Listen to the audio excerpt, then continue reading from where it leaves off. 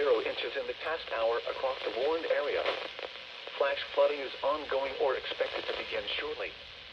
Hazard: flash flooding caused by thunderstorms. Source: radar.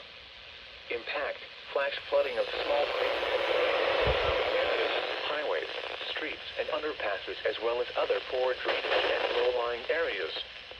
Some locations that will experience flash flooding include Princeton, Hennepin, Spring Valley, Depew, Ladd, Gwinnett, Tuscola, Dollarville, Buda, Cherry, Malden, Seatonville, Arlington, Dover, Hollowayville, Bureau County Fairgrounds, Coal Hollow, Deering, Outville, and Providence. This includes the following highways: Interstate 180 between mile markers 7 and 13. Interstate 80 in Illinois between mile markers 44 and 72. Turn around. Don't drown when encountering flooded roads. Most flood deaths occur in vehicles.